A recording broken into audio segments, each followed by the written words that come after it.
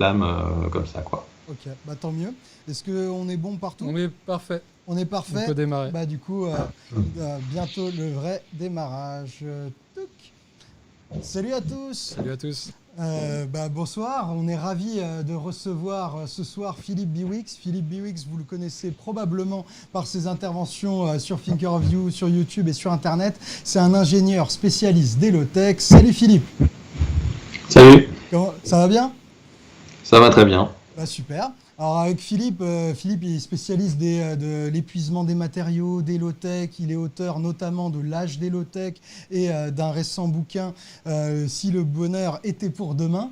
Rêverie d'un ingénieur solitaire. Il est aussi, en ce moment, il bosse dans le cabinet d'architecture pluridisciplinaire de la SNCF. Et ce soir, avec Philippe, on va parler justement du monde post-croissance, est-ce que la croissance est possible à l'infini, de quelles sont nos contraintes matériaux, nos contraintes énergie, et voir comment faire bifurquer un peu notre société vers un monde plus économe et donc durable. Alors, Philippe, comme première question, j'aimerais bien... Je reprends un peu la manière dont tu es présenté sur les médias. Tout le monde parle de toi comme un prophète de l'apocalypse, te colle les étiquettes d'effondrement ou même de Amish.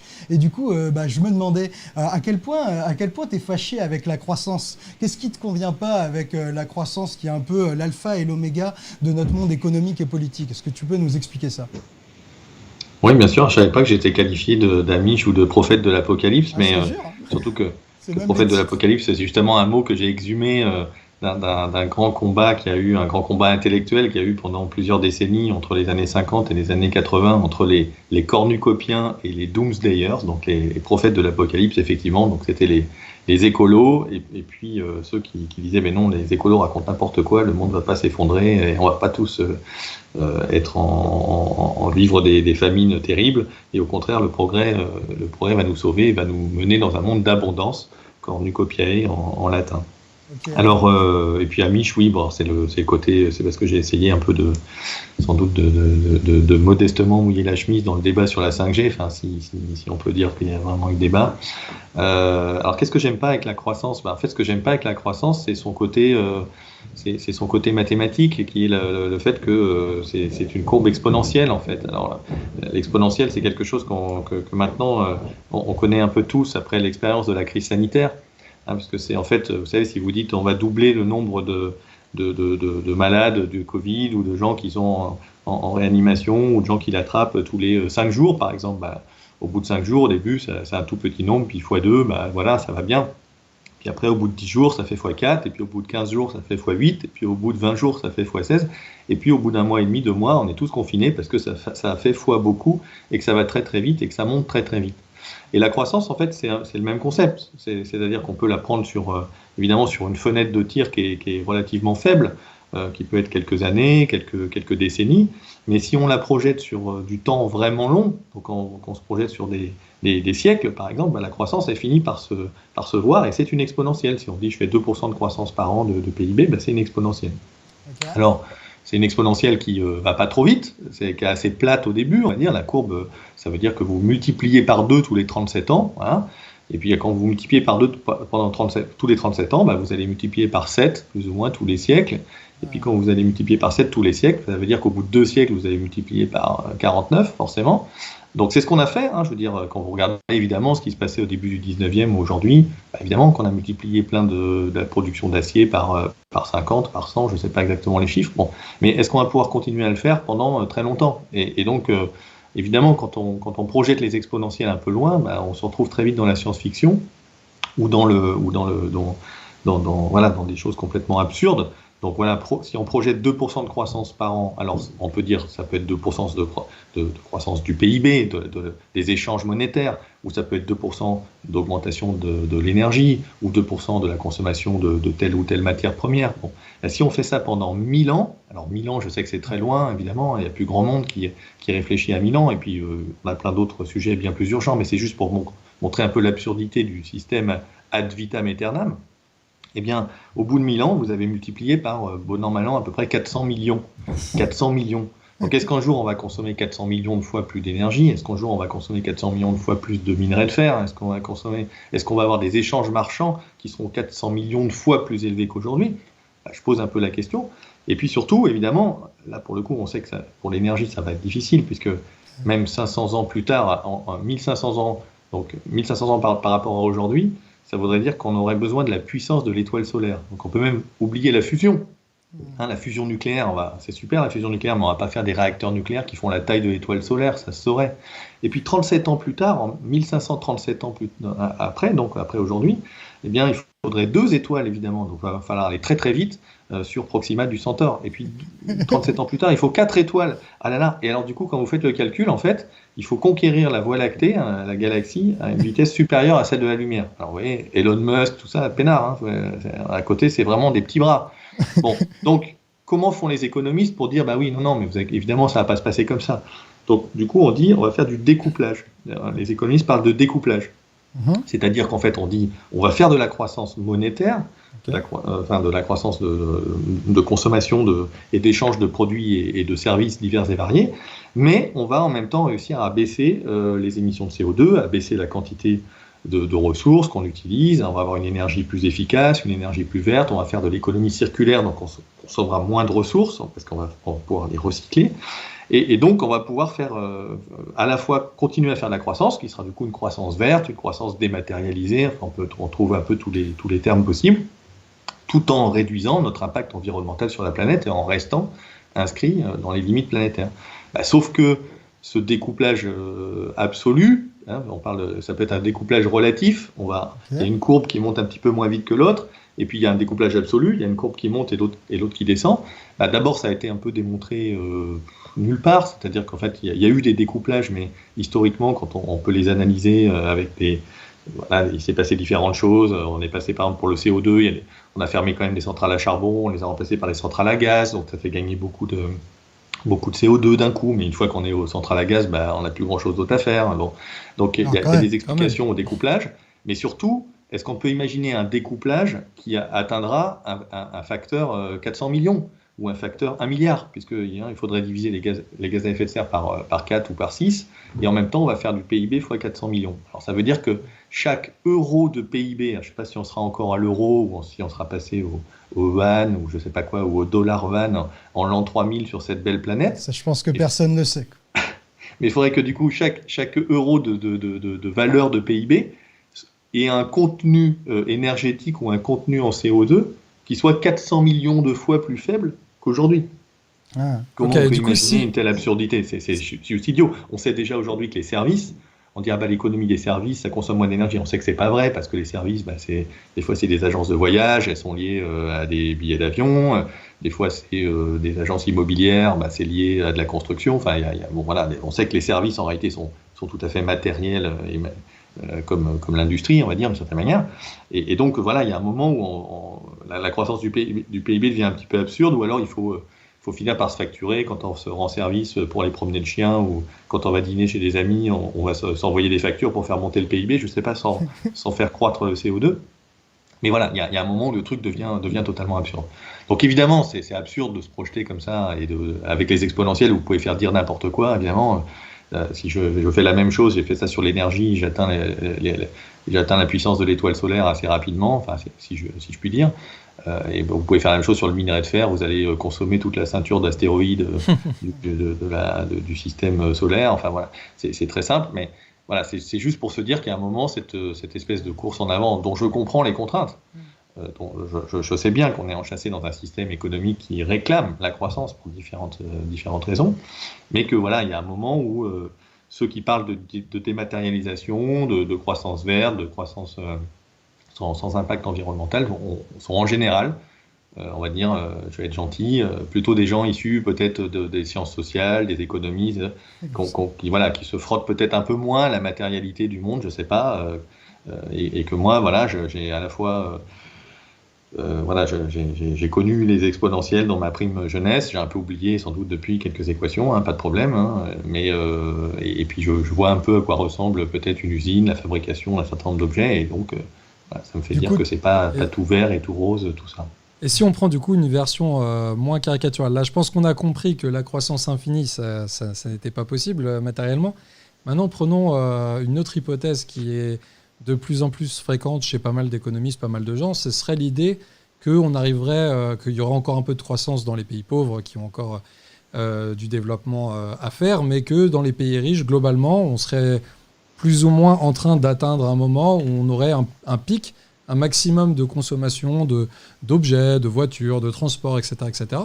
Et que, alors on n'allait pas faire de croissance infinie peut-être, mais que potentiellement on allait à peu près stabiliser notre production de richesse chaque année, et puis ça changerait peut-être un peu progressivement ce qu'on fait, on décarbonerait petit à petit ce qu'on produit, on minimiserait progressivement l'impact de ce qu'on produit sur l'environnement, et globalement on garderait plutôt une sorte de PIB constant, on va dire, dont la répartition intérieure pourrait bouger un petit peu, mais qui serait constant et puis qui serait durable dans le temps. Par rapport à cette vision-là, qui du coup est probablement moins exagérée, moins caricaturale que l'hypothèse de croissance infinie, quels sont les problèmes que ça peut poser, cette vision-là? Quelles sont les limites qui pourraient poser problème à cette projection dans le futur?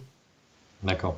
Alors du coup, je fais une précision méthodologique avant de répondre, c'est que là, vous m'avez emmené très vite sur un terrain qui n'est pas mon terrain de prédilection. J'en parle, mais j'en parle avec un avis qui ne vaut qu'un avis de citoyen, hein. Donc voilà, faut pas le prendre comme un article scientifique revu par des pairs, je sais pas quoi, où j'aurais fait un post-doctorat en économie, donc c'est pas le cas. Mais grosso modo, moi, ce que je pense, alors c'est intéressant qu'il y ait déjà un peu ce mouvement-là, cette possibilité-là de dire ah bah tiens, on pourrait aller vers une sorte d'économie, comment on va appeler ça, stationnaire, je sais pas. Voilà, il y avait John Stuart Mill au 19e siècle qui avait un petit peu théorisé ça.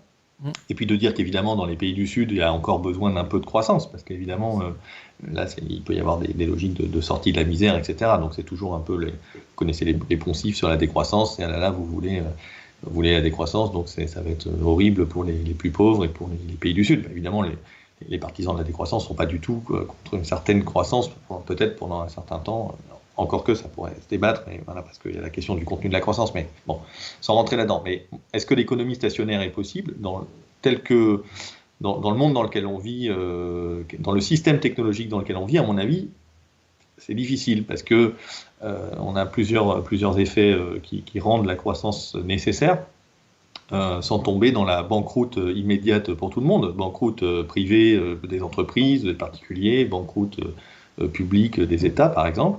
Alors, deux effets que je vois, sans doute parmi d'autres, hein, deux effets un peu pervers. Le premier, c'est la question de la productivité, c'est-à-dire qu'on a une évolution technologique indéniable qui permet de produire toujours plus avec toujours moins de travail humain. Alors ça a été et c'est encore sans doute terriblement efficace, il n'y a pas de souci, hein. C'est-à-dire que si on devait se mettre à tisser les tissus de nos vêtements à la main et filer avec le rouet de Gandhi les trucs, bon, voilà. Donc, il y a quand même un certain nombre de la machinisation d'une certaine manière a eu du bon, y compris pour des questions de pénibilité, etc. historiquement. Mais du coup, aujourd'hui, ce phénomène continue, un phénomène de remplacement de l'être humain, du travail humain par des machines de plus en plus efficaces, hein. Donc ça peut être même demain des logiciels d'intelligence artificielle pour certains métiers, je sais pas, pour la traduction, pour les juristes. Enfin, il y a mille, ça prend 1000 formes, mais en tout cas, voilà, la technologie détruit de l'emploi, je dirais presque mécaniquement. Et du coup, pour maintenir un taux d'emploi suffisant, il faut créer des besoins supplémentaires ou des emplois supplémentaires. Donc du coup, ça réclame quelque part, en quelque sorte, une croissance, d'avoir des nouveaux produits et services qui émergent. C'est un peu la destruction créatrice qui avait été théorisée par Schumpeter, hein, en fait, hein, dans les années 40 de mémoire. Donc voilà, c'est le fait qu'il y a des emplois qui disparaissent, voilà, parce que voilà, les secteurs économiques évoluent, et donc il y a d'autres emplois qui doivent apparaître à côté. Donc ça, du coup, quelque part, c'est bien, c'est quand même globalement plutôt de la croissance. Et puis le deuxième effet pervers que je vois, c'est la question peut-être le fait que quand on prête de l'argent, on le prête à intérêt. Parce que sinon on ne le prête pas, donc que ça soit de la dette publique ou de la dette privée, ou que plutôt que les créanciers soient publics ou que le créancier soit privé, il attend une rémunération de l'argent qui a été prêté sous forme d'intérêt. et que du coup, globalement, la masse monétaire, elle augmente, parce que sinon, il y aurait banqueroute. Si la masse monétaire n'augmente pas, il y a un moment, on ne peut plus servir les intérêts de la dette. Enfin, je ne sais pas s'il faut trop rentrer dans le détail aujourd'hui, mais il y a un moment où finalement tout finit par glisser des gens qui sont endettés vers les créanciers. Et donc, vous avez deux solutions pour pas se retrouver avec un phénomène de banqueroute. Soit vous mettez à zéro toutes les dettes tous les 50 ans, ça s'appelait les jubilés et autres. Il y avait des mécanismes comme ça qui existaient dans l'Antiquité et qui faisaient qu'il y avait toujours un peu une tension entre les riches et les pauvres, déjà à l'époque. Donc il y avait de temps en temps des petites guerres civiles chez les Grecs, chez les Romains, tout ça. Il y a pas mal de. On connaît ça assez bien. Et donc on peut lire David Graeber d'ailleurs là-dessus, Dette 5000 ans d'histoire, là, qui est assez sympathique. Donc voilà, soit vous mettez à zéro les dettes un peu régulièrement, en disant bon, finalement tu me devais de l'argent, mais là tu n'es plus capable de rembourser, donc on n'a qu'à redémarrer à zéro, et puis voilà, on annule tout. Soit la masse monétaire continue à augmenter pour finalement servir cette possibilité de rembourser les intérêts. Et à ce moment-là, me semble-t-il, si la masse monétaire augmente de manière indue, eh bien, vous avez deux possibilités. Soit vous avez de l'inflation, c'est-à-dire que vous n'avez pas plus d'échanges de produits et services, mais comme vous avez une masse monétaire plus grande, il faut que ça se déverse quelque part, et donc on crée de l'inflation, de l'augmentation de l'immobilier, de je sais pas quoi. Enfin, d'ailleurs, il y a un peu de ces phénomènes-là aujourd'hui. Soit vous augmentez la quantité de produits et de services, parce que si vous êtes prêteur et que vous prêtez au taux de l'inflation, ça devient plus intéressant de prêter. Il faut réussir à prêter à un taux supérieur au taux de l'inflation, sinon vous perdez de l'argent. Bon, voilà. Okay. Donc je pense que le système économique, qui n'est pas juste un système économique, qui est aussi qui est adossé sur un système technologique, du coup, qui par la recherche, par le développement, c'est la formidable inventivité humaine qui fait que ça crée de la productivité. Ça va être difficile de faire, à mon avis, un monde stationnaire. Ouais, je comprends. Surtout, c'est un argument fort sur la monnaie et la productivité. Mais pourtant, tu le dis souvent, on va rencontrer des limites objectives, matérielles. Il y a un moment, c'est des choses que j'ai appris énormément en lisant ton bouquin sur l'âge des low-tech. Tu nous dis que on n'aura pas assez de matériaux pour reconstruire à l'infini tout plein d'objets techniques qu'on voit dans notre quotidien. Est-ce que tu peux nous faire un petit point de quels sont les matériaux qui risquent d'être les plus en tension, les plus rares et les plus difficiles à trouver dans les 50 prochaines années, et du coup, quels seraient les usages où on se sert de ces matériaux et ils sont difficiles à remplacer? Quels seraient les usages menacés par les limites matérielles de notre monde? D'accord, alors précaution là encore, c'est qu'on sait que les prévisions de pénurie sont toujours un peu difficiles, et si on prend juste un exemple qui est la question du pétrole, dont on sait parfaitement que c'est une ressource non renouvelable, enfin par définition, on tape dans un stock, ce stock il s'est créé entre 90 et 150 millions d'années grosso modo, enfin à quelques exceptions près, en tout cas pour la majorité du pétrole qu'on exploite aujourd'hui. Bon voilà, on sait qu'il y a eu des pics de découverte, derrière 30-35 ans plus tard ça doit faire des pics de production, donc tout ça a été bien modélisé, puis patatras, on arrive avec des pétroles, des gaz non conventionnels, donc des nouvelles techniques, si le prix augmente, les réserves qu'on peut extraire, elles augmentent aussi mécaniquement, etc. Donc c'est toujours un peu difficile, et dans les métaux, ça prend une proportion qui est un peu au carré du pétrole, on va dire, parce qu'il y a une soixantaine de métaux différents. Encore plus les mines, compliqué. Elles sont polymétalliques, donc souvent il y a les petits métaux, tous les métaux de spécialité sont souvent des sous-produits des grands métaux, donc en fait il y a des équilibres à la fois technologiques et aussi économiques, c'est-à-dire vous avez des mines de cuivre qu'on peut exploiter avec une teneur en cuivre assez faible, parce qu'on a aussi un petit peu de revenus avec de l'or, de l'argent ou d'autres sous-produits, etc. Mais disons qu'effectivement, donc ce qui est difficile à prédire, évidemment, c'est la question du terme. À quel moment il y aura pénurie ou pas, parce que finalement, on peut se dire qu'on ira exploiter des minerais avec une teneur de plus en plus faible, on peut dire que peut-être à un moment on ira taper, j'en sais rien, sous quelques kilomètres de glace dans l'Antarctique, peut-être qu'on ira d'abord dans les océans pour aller chercher deux, trois encroûtements cobaltifères ou autres nodules polymétalliques. Voilà, donc il y a des choses sur lesquelles c'est il y a un peu d'incertitude sur le terme. Hein? Il y a un peu d'incertitude sur le terme Oui, précis. voilà, Mais le tu terme peux. il est compliqué, mais par contre, pour moi, il y a quand même effectivement une sorte de terme un peu inéluctable, on va dire, qui est de dire qu'à un moment, on extrait des choses qui ont été en fait concentrées par la planète, Ouais, concentrées par des mécanismes profonds et lents en général qui sont la formation des montagnes, qui sont du coup des phénomènes de volcanisme, ouais, ouais. des remontées le cycle de l'eau profond avec la croûte terrestre, donc des remontées hydrothermales qui viennent lécher les métaux et les déposer. Après, il y a des histoires d'érosion différentielle, etc. Bon, tout ça Ça est prend d'une des plombes. complexité extrême.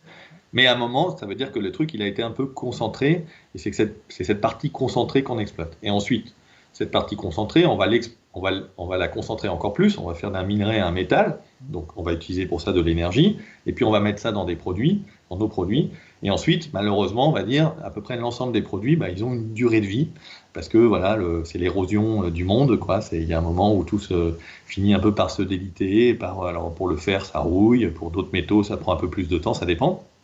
Mais on va dire à l'exception peut-être de quelques métaux un peu spéciaux, comme je sais pas, quelques alliages comme le bronze qui peut tenir quelques milliers d'années parce que autour on va se créer une couche un petit peu qui va le protéger de la corrosion, je sais pas quoi. Donc pourtant qu'on retrouve des statues en bronze ou des objets en bronze, je sais pas quoi, bah, tous les autres, même l'inox, enfin des trucs vraiment précis, bah, ça va terminer à un moment où ça va se déconcentrer et c'est l'entropie qui va jouer et bah, ça va s'éroder. Donc il y a quand même un moment où il y aura une question de stock, voilà. Mais c'est peut-être qu'on se projette dans certains cas dans des milliers d'années, peut-être que c'est dans quelques centaines d'années, peut-être que c'est dans quelques dizaines d'années. J'en sais rien complètement parce qu'il y a des Ouais. mécanismes un peu complexes. Bon. Et du coup, Mais quels métaux ou quelles ressources te alors paraissent les j'en plus viens à mes sous conseils tension? Tu vois. de stockage sous le matelas, donc qui n'en sont pas, hein, on est d'accord. Ça sort. Donc quels métaux? Alors pour trouver les métaux qui sont un peu pénibles, qui pourraient être un peu pénibles dans le futur, il faut prendre des métaux qui ont une certaine quand même rareté géologique, on va dire. Il y a quand même Ok. des trucs qui sont plus abondants que d'autres. Hein, je veux dire, Ah, c'est sûr, le la fer. croûte terrestre, il y a 8% d'aluminium en moyenne. Enfin, dès que vous avez des argiles, un sol rouge, voilà, le silicium, c'est 27% de la croûte terrestre. Donc on n'aura jamais de problème de silicium. On peut aller taper dans du quartz dans les montagnes, il y en a plein. Voilà.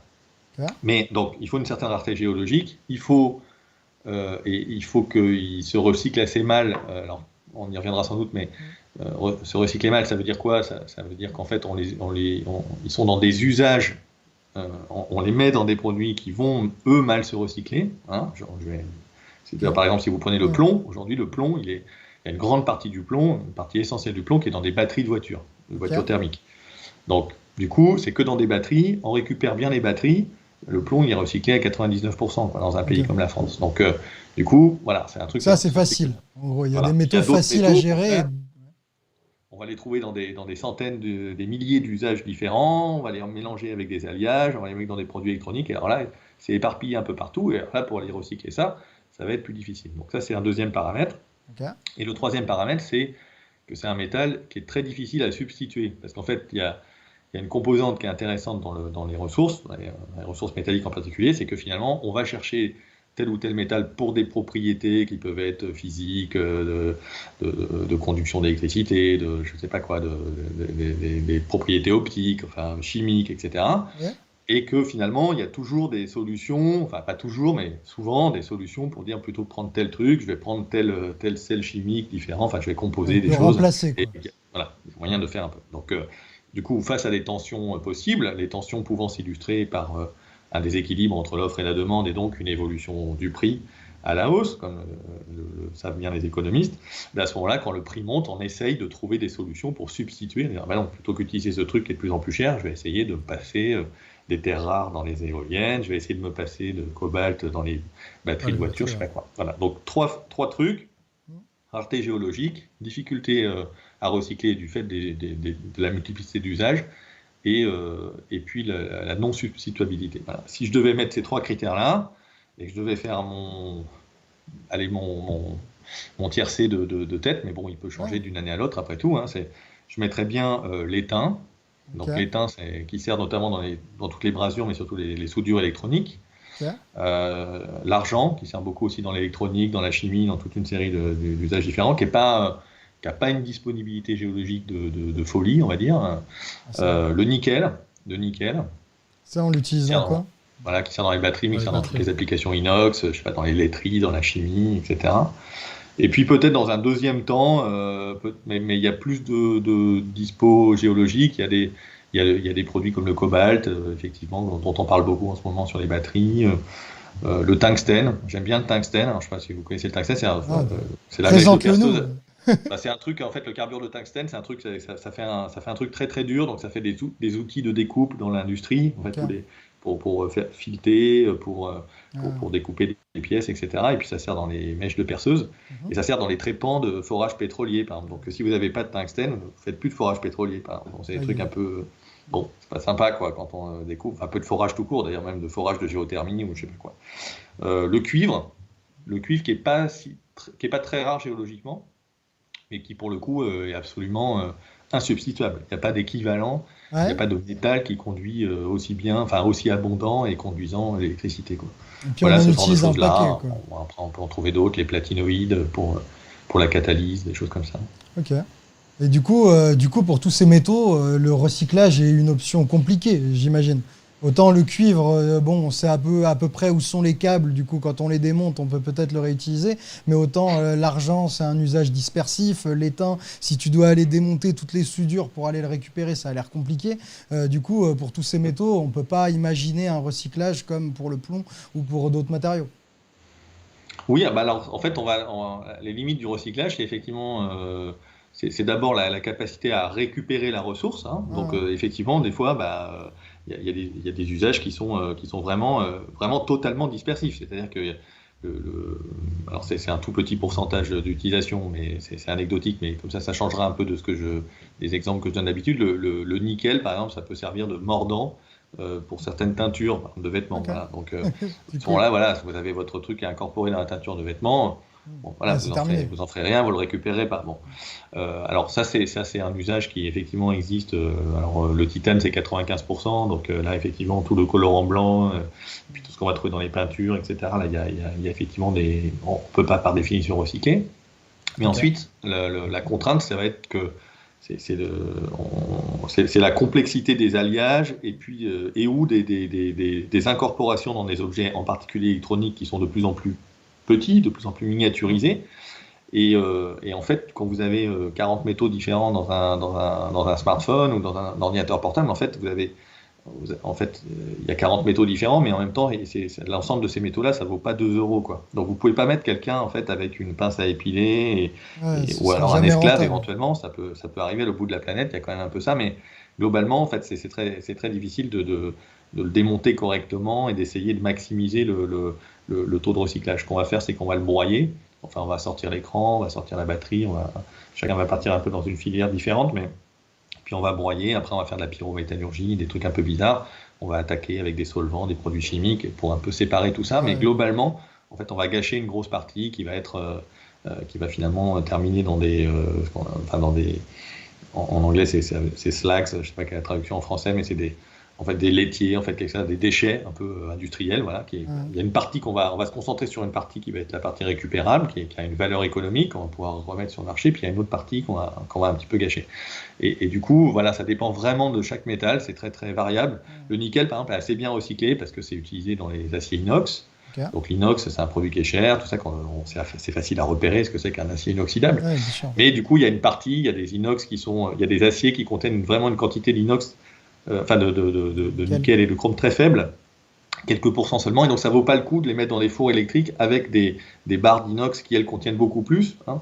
Et donc du coup, bah, en fait, on va les mettre dans des fours avec de l'acier un peu standard, de l'acier carbone, et donc le nickel va être gardé, mais en fait, il va partir faire des ronds à béton dans le bâtiment, Ouais. du ferraillage, donc il y a une espèce d'énorme dans les métaux qui sont théoriquement recyclables à l'infini, parce qu'effectivement, ils ne perdent pas leurs caractéristiques physiques, Mais ben, il y a petit quand à même un petit. downcycling terrible, Ouais. quoi. Voilà, une dégradation de l'usage. Et ça, justement, toi qui parles beaucoup des low-tech, est-ce que si on concevait mieux nos objets électroniques et si on optimisait un peu la manière dont on utilise l'étain, dont on utilise tel ou tel métal, est-ce qu'on ne pourrait pas favoriser le recyclage, la récupérabilité et du coup garder cette valeur méga précieuse que sont les éléments que nous a donnés la Terre et l'univers? Est-ce qu'il n'y a pas moyen de faire mieux dans la conception pour maximiser ce recyclage et décaler la limite? Alors indéniablement si. Alors, d'ailleurs, c'est parfois, c'est un peu malheureusement la complexité du monde, les injonctions un peu contradictoires. C'est-à-dire que parfois, peut-être faudrait faire des objets un tout petit peu plus gros pour qu'ils soient plus démontables, alors que s'ils sont très miniaturisés, très intégrés, ils ne le seront pas. Mais si je fais un objet un petit peu plus gros, peut-être je vais consommer un petit peu plus de ressources. Donc est-ce qu'il faut mieux que je consomme un peu moins de ressources et que ça soit presque dispersif et gâché, ou est-ce qu'il faut que j'en consomme un petit peu plus et que ça soit démontable et réparable? C'est jamais complètement évident, parce que après, Ça va être démontable et dur. réparable ne veut pas dire ça sera démonté et réparé comme il faut. Donc C'est oui, sûr que mais si on le jette, indéniablement, c'est oui, juste pire. évidemment, Ok. on peut améliorer bien sûr, la conception des objets, réfléchir à, par exemple, quand on incorpore certains types de métaux, bah, il y a des incompatibilités métallurgiques après en fin de vie, c'est-à-dire quand on met des trucs dans un même four, en fait, ils s'oxydent plus ou moins vite, donc en fait, il y a des choses qui de toute manière ne peuvent pas être correctement récupérées dans un four Ok. en pyrométallurgie. Par exemple, je pense au tantale des microcondensateurs, c'est un truc qui s'oxyde très très vite, donc du coup, en fait, on le perd quasiment toujours. Enfin, il y a des programmes de recherche aujourd'hui pour essayer de le récupérer avec de l'eau supercritique. Je vous passe des Ouais, détails bien sûr. tout à fait scabreux. Mais, euh, mais voilà, donc il y a des possibilités de faire ça. Mais la première chose, c'est de savoir finalement pourquoi on incorpore ces ressources, et faire preuve un peu de techno-discernement. Oui. C'est-à-dire de se dire, mais finalement, est-ce que j'ai besoin forcément d'électronique sur tel ou tel type d'objet, par exemple? Donc il y a évidemment des moments où l'électronique, je sais pas, les robots vont être très très utiles et vont travailler mieux que l'homme, ou à côté de l'homme ou de la femme, ils vont travailler bien parce que ça va être le robot assistant chirurgien, je sais pas quoi. Bah, c'est super, j'adore et j'ai pas de problème avec ça. Ouais, ouais. Et donc utilisons des précieuses ressources pour ça. Par contre, quand on va tomber sur de la domotique, un peu des trucs qui vont être balancés en quelques années, le réfrigérateur qui va faire ses courses tout seul, le bikini connecté qui nous prévient que on risque de prendre un coup de Et soleil. ça existe vraiment? Je t'ai déjà entendu Ah ouais, ouais, parler de ouais, cet exemple, mais j'arrive pas à y croire. Il y a vraiment un non, mais bikini si, qui ouais, si. t'envoie un texto quand t'as pris trop de soleil? Ouais, alors non, ouais, ouais, si, c'est ça. Alors en C'est fait, terrible. alors donc, bah si, ça s'appelle, enfin je sais pas, peut-être que la PME a coulé à Ouais. cause du confinement, j'en sais rien, j'ai pas été voir récemment, ça Non, s'appelle mais- Spinelli Design, donc vous pouvez aller vérifier sur Internet si ça existe toujours. Mais il y avait des produits qui se diversifiaient, par exemple, il y avait la robe connectée. Et donc la robe connectée, en fait, l'avantage, c'est que vous la mettez en connexion avec Outlook. Et donc quand vous êtes invité avec une copine à la même soirée, c'est pour être sûr, quand vous n'avez pas la même robe, quoi. Ou D'accord. alors, par exemple, elle prévient dans le placard, elle dit, mais ça fait quand même pas mal de mois que tu m'as pas sorti, qu'est-ce qui se passe? Tu m'aimes plus? Ou je sais pas C'est quoi. le Donc il y Tamagotchi a de des ton choses comme ça. placard, quoi. Tant qu'elle te donne pas ton poids, ça va. Voilà. Et de manière un peu prosaïque, enfin, il y a quand même il y a au-delà du bikini connecté, ça peut être le maillot de bain de l'enfant connecté, puis du coup, il y a une sorte de géofencing, vous connaissez ce principe-là, en fait, c'est une espèce de barrière virtuelle, en fait, et qui Hmm. prévient que l'enfant s'est éloigné de plus de 30 mètres sur la plage, et donc ça va alerter les parents qui étaient en train de jouer à la belote, ou je sais pas quoi. Hmm. Donc, voilà, en fait, on trouve toujours dans tous ces usages stupides, évidemment, moi j'aime bien un peu tirer le fil et puis en trouver plein d'idiots, mais il y a plein de gens qui vont dire c'est hyper pratique. Par exemple, à une époque, je racontais, enfin je raconte, des fois il y a un usage dispersif que j'aime beaucoup, c'est le nano-argent. Donc l'argent est un produit assez précieux, qui est donc assez compliqué à extraire, etc. Et donc il y a un gros développement du nano-argent, donc des particules d'argent à l'échelle nanométrique qui ont Ok. des propriétés antibactériennes. Ouais. Donc du coup on l'utilise de plus en plus, en fait, dans les tambours de machines à laver, dans les réfrigérateurs. En fait, voilà, sur certaines, on n'a pas fait sur les poignées de porte parce que les gens les voleraient peut-être, je sais pas, mais c'est un peu l'idée. D'ailleurs, Et tu sais que les nobles au Moyen Âge, ils vivaient un peu plus longtemps, notamment grâce au fait qu'ils avaient des couverts en argent. ah ben voilà. Il y a Donc des études qui ont montré ça, tu que vois, ça, quelque il chose. y a des petites particules qui passaient à chaque fois et que du coup, ça avait la propriété antibactérienne dont tu parlais, les aidait Eh un ben petit voilà, peu à à une époque, rester en vie honnêtement, malgré avec les. les antibiotiques, c'était quand même pratique de Je- s'éloigner C'était pas mal, de c'était crois de qu'il- temps en temps méga. les bactéries. Donc voilà, donc le nano-argent se développe, mais il se développe donc sur des objets, donc de type machine à laver, mais il se développe aussi dans les textiles, en fait. Voilà. Et Ah c'est bon? donc les textiles, on appelle les textiles les technologies anti-odeur. Et donc, en fait, voilà, vous Ok. mettez des chaussettes de randonnée, et les chaussettes de randonnée, en fait, elles vont moins puer parce que finalement, comme il y a du nano-argent, les bactéries vont pas se développer. Donc, je prenais cet exemple comme étant l'exemple le plus stupide au monde que je pouvais imaginer. Puis un jour, voilà, il y a quelqu'un qui m'a dit: «Ah oui, mais tu sais, en fait, ça a changé la vie dans les refuges de montagne, c'est incroyable parce que maintenant, bah, avant les refuges de montagne, ça puait les pieds, quoi, c'était horrible et tout ça et maintenant, en fait, avec ces chaussettes-là, c'est ça, la colocation est plus sympa, quoi, pour 1 ou 2 nuits, quoi, sur le Mont Blanc». Bon voilà, donc on peut C'est toujours vrai. trouver une utilité, en fait, à des usages technologiques les plus stupides soient-ils.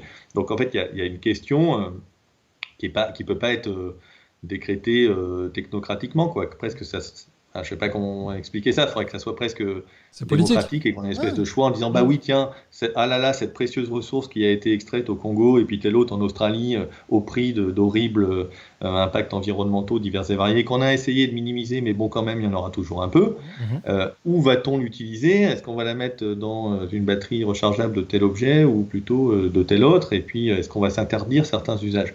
Et le problème, c'est que pour faire ça, enfin, pour avoir ce débat démocratique-là, c'est une espèce d'utopie, parce que, enfin, faudrait le faire sur des milliers ou des millions d'objets différents. Enfin, comment légiférer ça? Comment même savoir ce qu'il y a dans un même produit? Mais, Ouais. et voilà, globalement, le problème, c'est que le monde dans lequel on vit a plutôt a une tendance, c'est la même tendance que la productivité tout à l'heure dont on parlait, à faire de l'enrichissement technologique des objets qui nous entourent.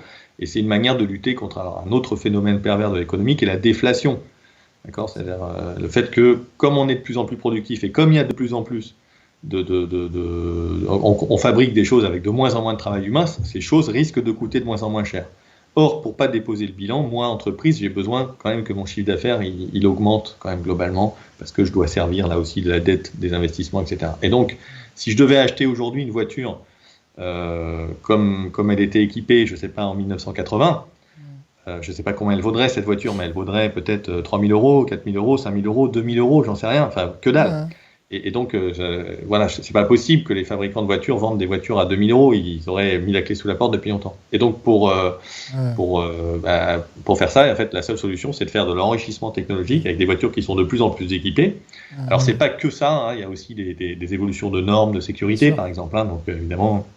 Les voitures, elles sont plus lourdes aussi, parce qu'il y a des normes de sécurité. Mais voilà, il y a quand même globalement, l'enrichissement technologique, il permet un peu de maintenir un chiffre d'affaires tout en faisant de la productivité, quoi. Et puis, bon, après, il y a la rivalité concurrentielle, enfin, il y a d'autres phénomènes. Du coup, là, ce que tu décris, c'est qu'il y a une espèce de course à l'échalote à incorporer toujours plus de progrès, toujours plus de nouveaux usages, toujours plus de technologies, et que pour questionner cette course à l'échalote et cette fuite en avant, il faudrait un mécanisme de régulation, de clairvoyance et une conscience collective qui a l'air vachement dur à mettre en place. C'est ça que tu décris. Tu dis que nos entreprises, nos sociétés, tout le monde est embarqué là-dedans. Et du coup, comment là, évidemment, tu fais plein de pédagogie, tu essayes d'en parler au maximum autour de toi, mais quel chemin tu verrais pour qu'une société, ou au moins une partie de notre société, fasse le choix de freiner, de mieux évaluer nos besoins, d'avoir un regard un peu plus clairvoyant sur les usages de nos technologies et des matériaux?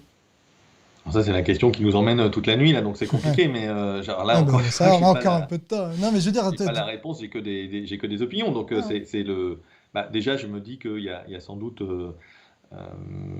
Il faut sans doute regarder où est-ce qu'on consomme les grandes quantités, peut-être. Donc, il y a des questions finalement peut-être qu'il faut peut-être pas se stresser à chaque fois que vous jetez un trombone cassé à la poubelle, parce que en disant zut, est-ce qu'il faut que je l'amène à la déchetterie pour qu'il soit recyclé, ou si à côté de ça, de toute manière, vous utilisez une voiture, je sais pas quoi, la quantité embarquée dans cette voiture multipliée par la durée de vie, ça va faire largement tous les trombones et toutes les agrafes que vous pourrez jeter dans votre vie, je ne sais pas, voilà, même fois je sais pas combien. Probablement. Mais, donc il y a sans doute. Donc c'est vrai qu'il y a un certain nombre de domaines. Donc c'est quoi les gros consommateurs de ressources? Bah, il y a le bâtiment, la construction, enfin les infrastructures au sens large. Il y a effectivement l'automobile, enfin essentiellement automobile, on pourrait dire tous les systèmes de transport, mais en termes de volume, c'est surtout l'automobile.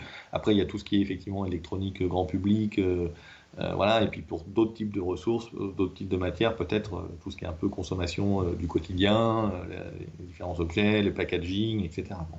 Et je pense que du coup, il y a un peu voilà, différentes solutions sur ces différents trucs-là. Mais globalement, disons que en tout cas, voilà, c'est peut-être ce côté décroissant que j'ai effectivement, un peu amiche. Bon, c'est qu'effectivement, d'abord d'avoir une espèce de réflexion sur est-ce que l'enrichissement technologique apporte réellement quelque chose ou pas. Alors, il y a des exemples, j'ai oublié j'ai oublié le nom mais c'est un test de grossesse, et je sais plus, c'était sorti sur les réseaux sociaux. J'ai vu ça. Où en fait derrière ça faisait hyper électronique et tout, je sais pas quoi, et avec l'affichage. Et en fait dessous, derrière, c'était un test standard. Enfin, il y avait rien de. Donc les fioritures électroniques et l'affichage et tout, c'était juste pour faire croire que c'était vraiment un test hyper précis, vachement mieux. Voilà, mais en fait derrière, c'était toujours le même truc. Bon, donc quelle est la valeur réellement amenée par ça, je sais pas, pour rester un peu dans le domaine médical. Enfin voilà, à un moment.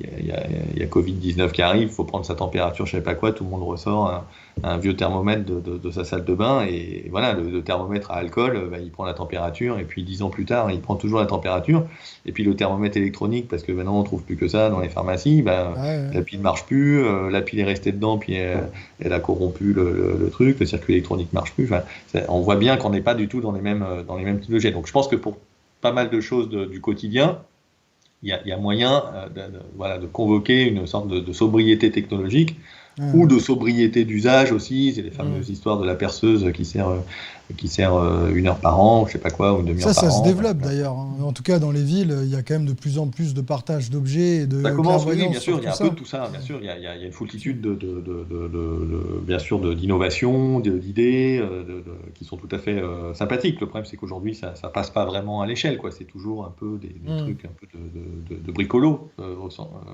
sens positif du terme. Enfin, après, dans le public, ça reste pas encore trop mainstream, quoi. Dans le public au sens large, il y a quand même vraiment une prise de conscience, notamment sur un des combats phares les plus médiatiques de l'écologie, les déchets plastiques, avec toutes les images qu'on peut avoir qui correspondent pas forcément d'ailleurs toujours à ce qu'on fait de nos déchets plastiques, mais des déchets au milieu des océans, etc. Et ce genre de montée en conscience, pareil, la question de la sobriété, le fait de réfléchir à ce que coûte un objet qu'on utilise, est-ce qu'on l'utilise vraiment, etc. J'ai le sentiment quand même depuis quelques années, évidemment qu'à l'échelle humaine, on a toujours l'impression que les choses vont lentement, mais il y a quand même un puissant mouvement d'opinion qui émerge dans les sociétés riches au moins, sur ces sujets-là, qui n'a pas encore été vraiment transcrit dans des décisions politiques sérieuses. Mais est-ce qu'on ne peut pas imaginer que dans les 5-10 prochaines années, on puisse quand même faire des grosses avancées là-dessus, au fur et à mesure que ces préoccupations-là deviennent un peu mainstream et majoritaires? Si, alors tu fais la partie optimiste, hein, et je le suis aussi. Enfin, sinon, je m'embêterais pas à essayer de diffuser de manière un peu anecdotique quelques idées comme ça, ou de contribuer à diffuser. Mais si, bien sûr, moi je pense que les choses, elles peuvent bouger très très vite. Elles peuvent. Et puis en plus, il y a des petits coups d'accélérateur de temps en temps. On a bien vu sur l'exemple de la crise sanitaire que des fois, les choses peuvent bouger assez vite. À la fois sur des questions de pratique, mais aussi sur des questions presque de référentiels moraux ou culturels. De certaine manière, il y a des choses qu'on n'imaginait pas faisables, et puis tout à coup, on se aperçoit que non seulement c'est faisable, mais que c'est bien. Il y a des choses qu'on ne se rendait pas compte que c'était très mal il y a 10 ou 20 ans, et puis en fait, on se dit aujourd'hui, quand on regarde un peu les images et les trucs, et c'est quand même un peu bien. Enfin, je pense à comme l'avion. Hein ? L'avion, il y a 10 ans, personne ne se demandait s'il allait prendre l'avion. Les gens se demandaient s'ils avaient les moyens de prendre l'avion. Ça demande une sorte de courage, ou je ne sais pas jusqu'à quel point effectivement le Flixcam et tout ça va se répandre si fort, parce qu'en même temps, les gens qui sont écolos, ils aiment bien aller voir les belles forêts tropicales qui restent, et je ne sais pas quoi. Bon, on verra. Ouais. Ou alors maintenant, c'est un peu le truc à la mode, c'est quand on est étudiant, on dit tiens, je vais faire le tour du monde pour aller voir, pour aller aider, je ne sais pas quoi, sur telle et telle solution. Donc ils font quand même le tour du monde, mais ils reviennent avec un film à mettre sur YouTube en disant qu'ils ont trouvé 27 solutions super. Bon, why not, mais il y a toujours l'avion, quoi. Bon, je sais pas. Mais non, mais ça peut bouger relativement vite. Moi, je pense que, alors, je reviens sur la question à laquelle j'ai pas répondu, là, qui était de dire finalement qu'est-ce qu'on peut faire, ou qu'est-ce que l'État peut faire. Moi, je pense qu'il y a quand même effectivement toute une série d'actions possibles. Bon, l'État, il a d'abord une force de frappe réglementaire, une force de frappe normative. Il peut. Alors, c'est pas juste du normatif au sens, j'en rajoute des lois, des normes, des règlements, des trucs, mais ça peut être, y compris jusqu'à la question de l'interdiction. Alors, l'interdiction, bon là, on a interdit, c'est même la Commission européenne qui a interdit les cotons-tiges. Personne n'est descendu dans la rue en disant les cotons-tiges, c'est des liberticides, on veut le retour des cotons-tiges. Donc, après, jusqu'à quel point on va, j'en sais rien, mais il y a des choses qu'on peut faire. On peut imaginer sur des objets jetables, des produits jetables, etc., des choses qui soient qui soit faite par la voie réglementaire. Alors là, il faut pas se planter parce qu'il y a différents types de consommation. Il y a des consommations qui peuvent être déterritorialisées, enfin, ou des productions qui peuvent être déterritorialisées. Donc, c'est-à-dire, hop, je mets une taxe carbone, ah ben hop, les cimentiers s'en vont, et puis après, on va importer du ciment, on n'a rien gagné. Ou je mets une taxe sur les méchants data centers polluants, ah bah oui, mais à ce moment-là, ils vont se barrer, ils vont s'installer en Islande, en Chine, et je sais pas quoi, et on n'aura rien gagné parce que ici, ils étaient. Il y a... Attention, faut on t'a légèrement perdu. Le levier réglementaire. On t'a légèrement perdu. Quoi ? Il faut que tu nous répètes la fin de ta phrase. Il y a eu un petit lag de son. Oui, je disais sur les data centers, si vous êtes, exactement. S'ils sont délocalisés, vous allez les perdre parce que vous allez même finalement consommer ou émettre du CO2 ailleurs au lieu d'avoir fait ça ici avec une électricité moins consommée. Bon, mais il y a d'autres types donc là, manier le levier réglementaire ou l'interdiction ou la taxe, etc. sur des trucs comme ça, faut le faire avec délicatesse et subtilité en se disant est-ce que je crée pas un effet pervers quoi, quelque part. C'est sûr que si on importe du ciment, c'est pire. Donc, voilà. Bon. Par contre, il y a d'autres choses où en fait c'est territorial, c'est-à-dire qu'en fait on peut pas se barrer. Donc si demain je dis dans la restauration rapide, vous vous débrouillez, vous avez 2 ans, mais je veux plus un truc jetable, vous démerdez, les gens ils ramènent leurs trucs, ils lavent, je sais pas quoi. Ah oui, mais comment on fait dans le train? Vous vous débrouillez, vous trouvez une solution qui sera du coup pas une solution forcément technique et technologique, mais qui sera une solution d'organisation avec les clients, etc. C'est des nouvelles habitudes. Je viens avec ma lunchbox comme en Inde pour récupérer mon plat par exemple à emporter. Ça vous pouvez le faire et il n'y a pas de délocalisation possible quand vous avez ouvert un resto. Vous n'allez pas vous installer en Belgique et livrer avec un drone, quoi. Ça marche pas. Donc à ce moment-là, vous pouvez imposer finalement ce que vous voulez. Vous pouvez imposer ce que vous voulez. Vous êtes territorial. Et donc c'est vrai sur les réseaux télécoms, par exemple. Si on voulait imposer une trajectoire d'émissions de CO2 ou de consommation énergétique aux réseaux télécoms, c'est possible puisqu'ils ne vont pas aller installer leurs antennes ailleurs. Il n'y a pas de problème. On délivre des licences. Voilà. Donc il y a des choses. Voilà. Donc le réglementaire, le normatif, c'est une voie. C'est pas l'unique voie, mais c'en est une. Et je pense qu'il ne faut pas y renoncer sous prétexte que là c'est pas bien, c'est l'État qui s'ingère dans l'économie. Il y a déjà une réglementation, il y a déjà un marché qui est créé par les États. Bien sûr. Ensuite, il y a la question fiscale qui est très importante, c'est-à-dire de dire il y a des trucs qui sont plus taxés, d'autres pas. Bon, alors voilà, ça ouvre des questions d'acceptabilité sociale, bien sûr. On l'a vu avec la taxe carbone, mais moi je pense que on peut imaginer. Alors c'est un peu Big Bang fiscal, donc ça fait jamais plaisir. Ils sont pas prêts de regarder ça à Bercy parce que ça va les faire tout stresser. C'est toujours. Mais je pense qu'on peut basculer une grande partie de la fiscalité qui pèse aujourd'hui sur le travail humain, donc les charges sociales, dirait le MEDEF, ou bien le salaire socialisé, dirait les gens plus de gauche, on va dire. Mais alors ça fait un peu MEDEF en fait, mais ça part pas du même truc. C'est de dire aujourd'hui, pourquoi est-ce qu'on n'est pas dans une économie de la réparabilité, du réemploi, etc. Parce qu'en fait, ça demande beaucoup de travail humain, ces sujets-là, plus que en fait l'économie du jetable. Okay. Si vous êtes dans un bâtiment et que vous voulez faire du réemploi dans le bâtiment, donc vous devez passer, récupérer presque, je sais pas, imaginons en exagérant des morceaux de carrelage, les planchers techniques, les fenêtres, tout. Il va falloir remettre tout ça en état, etc. Ça demande du travail, alors que si vous arrivez avec une grosse pince et puis que vous mettez tout ça dans le camion benne et que ça part à la décharge, je caricature un peu, mais c'est pas très très loin, c'est moins cher. Voilà. Donc du coup, le réemploi, il peut être plus coûteux. La réparation, c'est pareil. Enfin, je veux dire, combien de fois vous allez dire faire un repasser qui est tombé en panne, rien que de l'ouvrir, mon bon monsieur, le diagnostic, tout ça, vous en avez déjà pour 40 €. Là, j'en ai un neuf à 70. Qu'est-ce qu'on fait, quoi? Donc, pareil pour les vêtements, les coutures et tout. La plupart des gens, ça coûte tellement peu cher qu'il vaut mieux remplacer. Exactement. Donc du coup, moi je vous dis qu'il y a une partie qui est malheureusement liée à l'effet de productivité dont on parlait tout à l'heure, de dérive un peu technologique, on pourrait dire, pour le meilleur et pour le pire, mais il y a une partie qui est liée aussi finalement à la fiscalité. Parce que si on asseyait à la limite les revenus de la Sécu, de l'assurance chômage, etc., sur des retraites, je sais pas, sur la consommation de matières premières, d'énergie, de ressources, et puis qu'on allégeait d'autant le coût du travail humain, quelque part, ça rendrait les produits neufs plus chers et les produits de seconde main moins chers. Alors, est-ce que ça suffirait dans quelle proportion? J'ai pas fait le calcul parce que j'ai pas les logiciels de macroéconomie de Bercy. et puis j'ai pas le temps, mais en gros, voilà, ça pourrait être ça l'idée. Là, je rebondis, tu as déjà titillé des potes économistes avec cette idée? Déjà, parce que là, moi, quand je t'écoute en parler, ça m'intéresse. J'aimerais bien voir comment ça bouclerait, parce que les cotises, c'est à peu près un peu moins de 400 milliards, je crois, de mémoire. 750 milliards, ouais. 750 milliards. Et l'ensemble des taxes environnementales, si tu prends le carburant, c'est 50 milliards. Ouais. Et si tu prends pas le carburant, c'est moins de 5 milliards, donc quelques milliards de taxes carbone. Donc en fait, c'est un rapport de 1 à 100. Ouais. Et donc, effectivement, ça serait un sujet, je pense, intéressant. Alors, j'ai pas de pote économiste, non, je blague. J'incite souvent. En fait, c'est un vrai sujet. Il n'y a pas de recherche. Justement, cette histoire de post-croissance ou je sais pas comment dire, de décroissance, il y a pas de. Aujourd'hui, il n'y a pas d'école économique sur ça, en fait. Tu as soit des économistes libéraux, un peu classiques, néoclassiques, je sais pas quoi, soit tu as des économistes plutôt version altermondialiste, un peu attaque, etc. Et eux, c'est plutôt, on laisse filer la dette, les grands investissements, etc. Et il n'y a personne qui dit, on fait comment pour payer les retraites en baissant le PIB, quoi, en fait.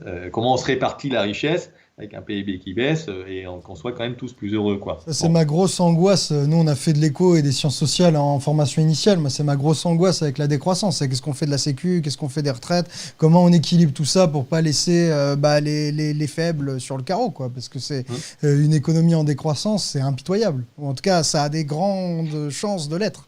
Du coup, ok. Non, mais si jamais on trouve un économiste qui est chaud pour faire les calculs, on te réinvitera. On fera ça. Carrément, on fera ça alors après, il ensemble. y a d'autres possibilités de la puissance publique. Il y a la question il y a les achats, le pouvoir prescriptif, c'est-à-dire de dire finalement, alors ça c'était un peu, en tirant un peu le trait, c'est John Kenneth Galbraith au début des années 60 qui avait écrit Nouvel État industriel et qui avait raconté en pleine guerre froide que en fait, les États-Unis étaient une économie planifiée, donc c'était quand même assez truculent, parce que en fait, le poids de la puissance publique dans les achats, et en particulier le complexe militaro-industriel américain, faisait que du coup, ça pilotait quelque part l'économie, quoi. Et que, en fait, voilà. Moi, je pense que c'est tout à fait encore relativement vrai. Alors évidemment, c'est plus vrai aux États-Unis qu'en France. C'est d'ailleurs pour ça que les États-Unis ont la Silicon Valley. Faut arrêter de trépigner en disant nous aussi on veut des licornes et je sais pas quoi. S'il y a des trucs à la Silicon Valley, c'est parce qu'il y a le fantassin du futur avant de déployer l'exosquelette pour je sais pas quelle industrie. C'est le fantassin du futur qui intéresse l'armée des États-Unis. Bon, donc ils ont les moyens de financer à fond perdu pendant un certain temps des recherches et des développements. Mais du coup, voilà, en tout cas, le poids dans l'activité économique de l'ensemble des achats, on va dire, de l'État, des collectivités territoriales, des villes, etc., des administrations, des entreprises publiques, est énorme. Et donc, on pourrait mettre, avec les achats, on peut faire plein de choses. Alors, il y a aujourd'hui un certain nombre de contraintes. On peut pas faire des trucs on peut pas privilégier trop le local parce qu'en fait maintenant les appels d'offres que ça soit européen, c'est sûr que les règles européennes. Il y a un certain nombre de contraintes réglementaires qui demanderaient éventuellement à évoluer, bien entendu, mais il y a toute une série de critères, de choix qui peuvent être faits et qui permettent de développer des filières, de soutenir des filières. Et le fait est que c'est déjà un peu le cas, ça commence justement. Il commence à y avoir des choses autour de tout ça, avec les évolutions aussi peut-être des dernières élections. Tout le monde un peu veut faire du vert maintenant, ceux qui étaient verts avant, et puis ceux qui se disent bon, pour dans 6 ans, il faudrait mieux qu'on montre qu'on fait des trucs un peu verts aussi. Donc il y a un peu un mouvement là-dessus, mais qui pourrait être, à mon avis, amplifié.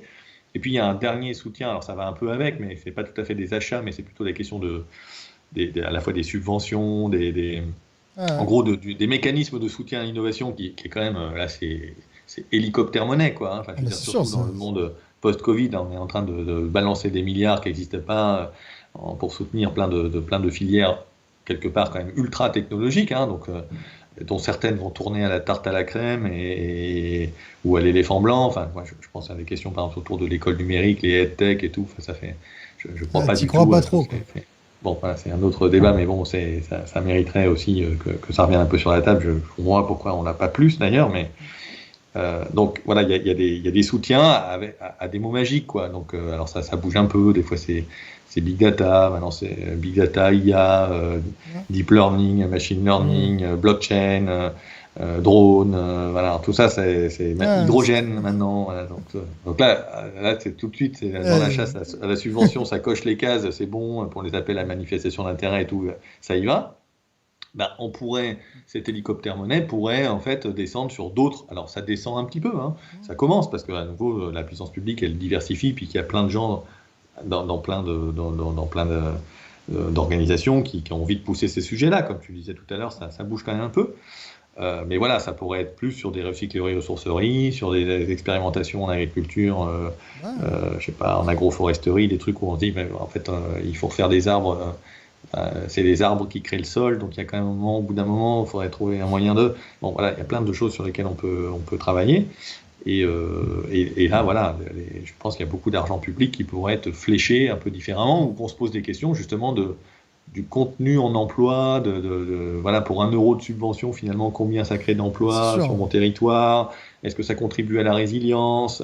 Est-ce que ça contribue quelque part à l'autonomie? Est-ce que ça nous fait progresser quelque part, ou est-ce que ça va nous infantiliser? Enfin, il y a plein de critères, on pourrait dire, voilà, quand on voit certains types de recherches, enfin, sur l'espèce de monde un peu dronisé, robotisé, électronicisé, enfin, où tout est piloté par intelligence artificielle, je sais pas quoi, enfin, il y a un côté infantilisant à tout ça, enfin, je sais pas, est-ce qu'on fait grandir quelque part l'être humain ou pas? Bon, c'est un peu plus philosophique peut-être, enfin, philosophie à 3 balles, l'heure avance, mais je comprends. Vous voyez ce que je veux dire? Enfin voilà, il y a plein de choses qui pourraient être faites.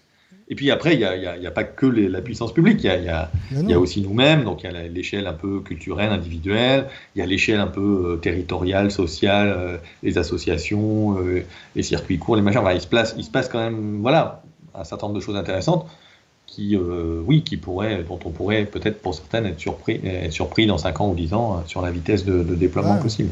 Ouais. Moi, j'aimerais revenir sur un des 2 gros postes de consommation de matériaux dont tu as parlé. Tu as parlé du bâtiment et de la mobilité et de la bagnole. Nous, on a fait une vidéo sur la voiture électrique où on s'est dit, voilà, on a un problème climat, il faut décarboner. Du coup, il n'y a pas de sujet. OK, on peut faire de la sobriété et remplacer des usages. Du coup, moins prendre sa voiture, prendre plus le vélo, électrique ou non, et du coup, diminuer nos besoins. On peut faire ça. Mais il y a bien un moment où il faudra se déplacer dans quelque chose qui nous permet de faire des grandes distances relativement rapidement. Et du coup, il faut changer nos bagnoles. Et on s'est rendu compte que les voitures électriques, même si leur batterie incorporait énormément d'émissions de GES et de matériaux, assez rapidement, ça devient moins émetteur d'avoir une voiture électrique qu'une voiture thermique. Du coup, on s'est dit, tiens, ça a l'air pas mal pour le climat, la voiture électrique. Mais pourtant, ça pose question. Ça pose des questions de matériaux, de lithium, de ressources, et ça pose question d'utilisation. Et du coup, j'aimerais un peu savoir, toi, comment tu vois le truc, parce que y a des moments où on pourrait être critique de la voiture électrique, mais en même temps, il faut bien qu'on trouve une solution. Et est-ce qu'être critique de la voiture électrique, c'est pas être trop exigeant, ou est-ce que ça se justifie? Toi, comment tu te situes par rapport à cette question? Ouais, bon, alors, les voitures électriques, pour moi, c'est un petit peu comme sur les énergies renouvelables, c'est-à-dire que moi, j'ai critiqué beaucoup les énergies renouvelables sur la question des matériaux, sur la question de la réelle soutenabilité. Et en fait, évidemment, in fine, les énergies renouvelables, elles sont, dans l'immense majorité des cas, quand même bien plus sympathiques que la centrale à charbon. Bon, voilà, ça m'est arrivé de participer à des reportages sur l'horreur de la voiture électrique et de ses matériaux, mais si on avait été se balader dans le delta du Niger pour aller regarder comment on remplit les réservoirs des voitures thermiques, c'est pas joli non plus, on est bien d'accord. Bon. Moi, c'est pas vraiment que je lutte contre la voiture électrique, mais je lutte contre le rêve que le fait de rendre toutes nos voitures électriques va nous permettre de conserver le même type de mobilité et de confort qu'aujourd'hui. C'est ça mon problème, en fait. C'est de dire, on peut faire une substitution, et ensuite, cette substitution, elle va faire que, du coup, on va être tous propres, green, et je sais pas quoi. La voiture électrique, les paramètres, ils sont faciles. C'est en fait une fraction. Donc c'est un numérateur et un dénominateur, comme toutes les fractions. Et en gros, on va essayer de mesurer ce que sont ces émissions de CO2, on va dire. Alors, il n'y a pas que le CO2 à régler, mais on va dire, pour simplifier, on va prendre le CO2. Donc il y a le numérateur et le dénominateur. Voilà. Donc le numérateur, c'est la facture qu'on va mettre au départ, effectivement, pour construire cette voiture, et en particulier ses batteries. Ouais. Et puis le dénominateur, ça va être par combien de kilomètres on va diviser. Voilà. Alors pour faire très très simple, la voiture électrique qui sort d'usine et qui est cognée dans le mur et qui va pas se tirer à la casse à son premier kilomètre, elle est très très mauvaise évidemment par kilomètre. Bon. Donc le numérateur, quels vont être les paramètres? La voiture est plus ou moins lourde, plus ou moins puissante, a plus ou moins d'autonomie et donc plus ou moins de batterie. Et donc plus j'aurai une voiture lourde, puissante et largement autonome en centaines de kilomètres, et plus je vais avoir une énergie grise et un CO2 et un coût de CO2 important. Et puis, au numérateur, j'ai évidemment le nombre de fois que je vais utiliser cette voiture. Donc, pour simplifier outrageusement, je ne vais pas dire qu'on peut faire dire un peu n'importe quoi. Alors, pardon, j'ai oublié un truc, c'est évidemment, et mon électricité pour fabriquer les batteries, elle était comment? Ça, c'est Et mon 50% à peu près électricité, de l'impact des batteries, quoi. voilà. Or, vous savez qu'aujourd'hui, d'ailleurs, les gigafactories qui sont en train de s'ouvrir en Europe pour accompagner l'électrification, c'est en Pologne. Hein. Ça, c'est un C'est le scandale. pays, Je comprends même pas le choix de Tesla. Le choix industriel. Bon, j'attends peu de Elon Musk, mais je comprends pas ce choix industriel. Ça me navre. Ouais. Alors Elon Musk, il se met pas en Pologne, il se met à Berlin, je crois, hein, Oui, pour non, le coup. Donc c'est plutôt Volkswagen qui se met, je crois, en Pologne, entre autres. Ok. Mais en fait, la Pologne, c'est un pays industriel, avec des gens compétents, voilà, un vrai tissu industriel, des gens un peu moins chers quand même. Et voilà, c'est un peu Ça le va de Mitterrand de pour. l'Allemagne. Donc voilà, hein, ça peut être, ça pourrait être la Tchéquie, ça pourrait être la Slovaquie, il y a Ah, mais d'autres. ça va leur pourrir leurs émissions GES embarquées. C'est con. C'est là, toutes les Voilà, peut-être. plaquettes pour 10 ans vont être pourries pour ça. C'est stupide. Mais bon, ok. Alors du coup, alors Ah, j'en reviens. Donc voilà. Donc du coup, donc il y a, et puis donc le CO2 pour l'électricité, évidemment, ensuite qu'on va mettre dans la. Bon. Donc pour simplifier, une grosse voiture avec une grosse autonomie, un bon gros pack de batteries de je sais pas combien de centaines de kilos, mais voilà, il y a ce qu'il faut. Dont les batteries auraient été fabriquées dans un pays avec de l'énergie pas forcément super décarbonée, exemple la Chine par exemple. Euh, et, euh, et qui va rouler que le week-end parce que je sais pas quoi, c'est la voiture pour partir en week-end. Hein, à celle-là, elle va avoir un coût CO2 au kilomètre qui est quand même méchant. Hein. Et puis si je prends une petite voiture pot de yaourt qui est pas lourde, qui est pas trop puissante, qui a une autonomie relativement faible parce que c'est surtout pour faire des trajets du quotidien, je sais pas quoi, et puis qui roulerait tout le temps parce qu'en plus ça serait je sais pas quoi des mini-taxis, ah, eh ben, ils vont avoir, ça va être du tonnerre, ce qu'on va réussir à Mmh. économiser en CO2. Voilà. Et en fait, le range, pardon, enfin, voilà, l'écart. vous voyez ce que je veux dire, l'écart, le spread, diraient comme tout à l'heure on parlait de high frequency trading, Ils sont avec nous, euh, les économistes. que je ne pratique pas, mais voilà, est énorme. Donc je ne vais pas dire qu'on peut faire dire ce qu'on veut, mais que, en tout cas, il y a toute une série d'hypothèses qui sont sous-tendues, qui fait que des fois, ça va être une très bonne idée, et puis des fois, c'est peut-être une idée un petit peu moins bonne. Et qu'aujourd'hui, bah, il y a quand même une tendance à sortir des. Pas que, bien sûr, mais il y a quand même une série de véhicules qui sortent, qui sont des véhicules justement assez hype, assez puissants, assez lourds, et que finalement, voilà, on dit, ah, bah, c'est bien parce que ça montre qu'en plus en électrique, c'est pas juste des petites bagnoles moches, et voilà. Et bah, oui, d'accord, mais du coup, ces voitures-là, c'est pas forcément un très bon exemple environnemental. Donc, voilà, donc c'est plutôt de ce point de vue-là. Donc, moi, du coup, j'aurais tendance à dire ce que j'aimerais Alors d'abord, il y a la question, effectivement, tu le disais tout à l'heure, de réduire à la source nos besoins de mobilité. Il y a quand même, voilà, il y a une question autour de ça. Et or, voilà, je vais peut-être y revenir sur un point important d'ailleurs. Donc, est-ce qu'on peut réduire ou pas à la source un petit peu sans effectivement devenir juste des paysans autarciques qui n'ont jamais dépassé 1 kilomètre autour de chez eux, je sais pas quoi, ah là là, au secours, comme au Moyen-Âge, non? Donc, mais est-ce qu'il y a une juste mesure entre aujourd'hui et puis cette vision tout à fait mortifère, il n'y a pas de problème.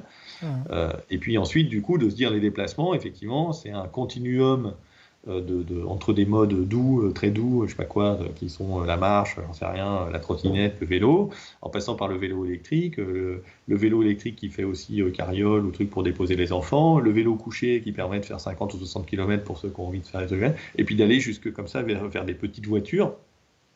Effectivement, pourquoi pas à ce moment-là électriques, mais qui pourraient aussi, pourquoi pas être des petites voitures thermiques après tout, parce que en faisant de ah. toutes petites voitures et en abaissant la vitesse, on peut aussi faire des voitures à 1 litre au 100 et on gagne aussi très très vite sans forcément avoir eu besoin de déployer, d'avoir le temps de déployer des dizaines de milliers de bornes de recharge, etc. Il y a aussi tout un Ah, enjeu industriel derrière. Voilà, donc on peut Ça, imaginer ça tout n'a un pas l'air d'être très continuum de compliqué. solutions. Quand même, Hein? autant pour les voitures à hydrogène, c'est un vrai enjeu, autant pour les voitures électriques et les bornes de recharge, ça n'a pas l'air d'être un problème insurmontable quand même pour déployer une Oui, flotte. parce que beaucoup habitent Ça va dans des quand même. pavillons, on peut Mm. brancher sa bagnole, tout le monde n'est pas en ville, etc. Ouais, Oui, ouais. c'est vrai que. Et Puis puis il y a des comme il y parkings, a, des, par des ailleurs, immeubles, etc. par ailleurs, il y a des progrès quand même énormes qui sont faits dans la quantité d'autonomie qu'on met par volume de batterie ces dernières années, etc. Ça laisse quand même présager que, que dans tous les cas, la voiture électrique va devenir plus intéressante pour le climat que n'importe quelle voiture thermique. Oui, d'accord. En projetant un Elles le sont historique de déjà progrès qui aujourd'hui, ne va pas mais s'arrêter sur la chimie des batteries et autres. Ouais, d'accord, effectivement. Et parce que avec des batteries qui ont des durées de vie tout à fait sympathiques et raisonnables, qu'on pourrait en plus recycler, peut-être ce serait bien. réutiliser 10 ans plus tard, je ne sais pas quoi, en stationnaire, dans d'autres usages pour du renouvelable de bâtiments. Bon, oui, on peut peut-être, Alors, en voilà. fait, Mais nous, on se dit que c'est est-ce qu'il un. faut pas mieux, réfléchir à une sortie intelligente de la civilisation de l'automobile? Parce qu'il y a, si tu veux, ça marche avec un paramètre aux bornes de la société France ou de la Ah, société Europe, je sais pas quoi. Mais est-ce qu'en se projetant avec ma petite voiture écolo sur les milliards d'autres personnes qui ont envie d'avoir aussi une voiture, est-ce que ça marche encore complètement? Après, il C'est peut ça y le avoir truc. le même effet, tu sais, que pour les banques où il y a des pays où on est passé directement du cash à des paiements par téléphone parce qu'on n'est pas passé par la CB. On peut Mm. imaginer que potentiellement, dans le développement des villes, vu que le besoin des voitures, il est énormément déterminé par où les gens habitent et où ils travaillent et où ils vont poser leurs enfants, où ils sont les services, etc. Si dans les pays qui sont encore peu équipés en voiture, le développement urbain est réfléchi à partir de l'idée d'avoir des services publics de transport, on peut imaginer qu'on puisse diminuer les besoins de voitures, en fait, tout simplement, alors que dans des pays... Le pire, c'est les États-Unis, quoi, qui ont été vraiment construits pour les bagnoles. Là, ça va être le pays où c'est le plus difficile de modifier tout l'environnement de là où on habite pour se débarrasser du besoin voiture, du besoin voiture individuelle. Et Mais il y a t'as pas que le peut-être... besoin, t'as l'envie aussi, si je peux dire, tu Il y a les vois. deux. Et bon, l'envie crée le besoin, comme on dit. Mais ouais. enfin, t'as aussi, il faut reconnaître c'est pas juste utilitaire, c'est peut-être devenu un peu utilitaire. Et puis il y a un peu de dissonance cognitive entre les publicités avec des voitures qui foncent dans la ville ou je sais pas quoi, ou sur des routes désertes. Et puis ensuite on est Dans cul à le- cul dans les embouteillages tous les jours pour aller au boulot. Mais au-delà de ça, il y a quand même un imaginaire, si tu veux, de liberté, etc., convoqué Mm. par la voiture auquel tu peux pas complètement renoncer, tu vois. Et dans un monde Ouais, c'est sûr. avec Internet, avec tout le monde a les vidéos, les machins, tout le monde sait comment chacun vit. Hein. Maintenant, c'est réciproque. On peut pas dire qu'on sait pas ce qui se passe sur la décharge d'Accra au Ghana sur les déchets électroniques. Mais puis réciproquement, eux, ils savent très bien comment on vit et pourquoi. Et donc, du coup, je pense que tu as un problème de modèle quand même, globalement. Donc, tu peux faire des villes plus efficaces et imaginer un développement urbain dans les pays du Sud, comme on dit, qui soit un peu plus raisonné, intelligent, structuré autour, effectivement, je sais pas quoi, de la ville du quart d'heure et puis d'infrastructures de mobilité commune. Encore que, parce que souvent dans ces villes-là, t'es un peu dépassé par l'augmentation de la population qui fait Mm. que tu as quand Ouais. même bien du mal à suivre. Donc c'est aujourd'hui pas tellement malheureusement le chemin qui est Oui, c'est sûr. complètement pris, mais tu renonces pas à la question de l'imaginaire. Donc, si tu veux, il y a un moment où, s'ils ont deux bagnoles par foyer aux États-Unis, il y a un moment où il y a plein d'autres pays où ils auront envie aussi d'avoir des bagnoles, tu vois. Mm. Et donc, si tu n'es pas capable d'amorcer la sortie de la civilisation de la voiture, en disant, ben, en fait, nous, on va essayer, et en fait, ça va nous rendre vachement plus heureux parce qu'on va rendre la rue aux enfants qui jouaient, aux piétons, aux trucs, et puis effectivement, on va garder quelques voitures, mais ce sera des trucs de pompiers, des ambulances, quelques voitures pour se déplacer. Pour les personnes à mobilité réduite, je sais pas quoi, et que ça nous rend plus heureux, et qu'on est toujours une société du plein emploi parce qu'on a réussi à redéployer, et qu'en fait même on y trouve plus de sens, et je sais pas quoi, bah, si t'as pas ça, si tu veux, tu te pointes à chaque COP pour discuter avec des grands pays comme l'Inde, la Chine, le Pakistan, j'en sais rien, enfin, et qui disent, bah oui, moi la bagnole, c'est sympa, vous en avez, pourquoi moi j'en aurais pas, tu vois, donc Mm. Ouais. j'ai Et plus de on est mal là. à le phénomène de leapfrogging là, que tu décris sur effectivement la finance en Afrique, etc. Je vois bien, hein, j'ai du mal à le projeter pour le coup sur les transports Mm. parce que le transport individuel, il a quelque part une attractivité qui est même créée, si tu veux, par les désirs mimétiques de la pyramide sociale. Enfin, tu Mm. vois, c'est-à-dire que voilà, t'es au Congo, les ministres, ils ont des bagnoles. Mm. Les pontes des ONG, ils ont des bagnoles, et les chefs d'entreprise ont des bagnoles. Bah, ouais, au lieu de me balader, moi, dans mon truc à 30 dans la mini-camionnette, si j'avais une bagnole aussi, je serais quand même content, quoi, tu vois. Mm. Donc, Et d'ailleurs, t'as déjà vu, parce que là, tout récemment, il y a Renault qui a annoncé passer au tout électrique et brider ses véhicules à 180 km/h d'ici à 2020, quelque chose, j'ai pas le terme, peut-être 2030.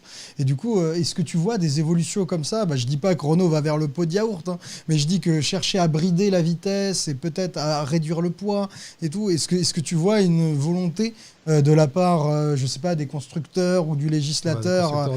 Non, mais c'est une question, parce que pour changer le rêve, il faut aussi commencer à voir une alternative et à montrer qu'elle est valorisable et qu'elle peut fonctionner. Et du coup, est-ce que tu vois des choses poindre chez les constructeurs ou chez les législateurs? Alors chez les constructeurs, je dirais, c'est toujours pareil. En fait, c'est toute organisation, si tu veux, c'est de la sociologie des organisations ou de l'anthropologie, je sais pas comment dire, tu vois. Dire Renault, ils font ça. En fait, moi, Renault, je trouve que Renault, c'est un écosystème dans lequel il y a des actionnaires, un PDG, des directeurs, des directrices, des ingénieurs, des clients, des toits. Et je suis sûr qu'il y a plein de gens qui pensent comme toi ou comme nous chez Renault, j'en suis même certain, et dans toutes les entreprises, et qu'il y a des gens chez Orange ou ailleurs qui disent faut pas déployer les 5G. Enfin, tu vois, donc tout ça, c'est des forces en présence, et après, il y a une question d'arbitrage, de qui gagne, politique au sens large, qui fait qu'il y a des choses qui peuvent se passer ou pas se passer, quoi. Mais si on regarde ça, vu de la responsabilité des patrons d'entreprise et de leurs actionnaires, qui est de ne pas se faire harakiri sur le chiffre d'affaires, on va dire ça comme ça quand même, parce que du coup, même s'ils ne se faisaient pas débarquer par leurs actionnaires, ils se feraient débarquer par leurs syndicats presque, tu vois, d'une certaine manière. Quand tu vends une plus grosse voiture, enfin tu fais plus de marge et plus de chiffre d'affaires sur les grosses voitures que sur les petites. Okay. Donc tu as quand même un problème à te dire, celui qui prendrait une responsabilité, c'est pas tout à fait ça que j'entends, hein, sur le fait de brider à 180 km/h, ça va, c'est pas trop liberticide. Non, c'est un tout petit pas, c'est baby step. Pour les gens qui travaillent, qui vont le week-end sur circuit pour essayer leur voiture, on pense qu'ils sont effectivement quand même assez peu nombreux.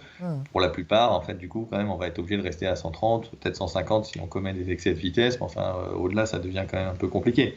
Donc, y compris d'ailleurs avec la saturation du trafic, parce qu'on n'est pas toujours sur la route sans personne, mais qu'il y a aussi d'autres personnes. Bon.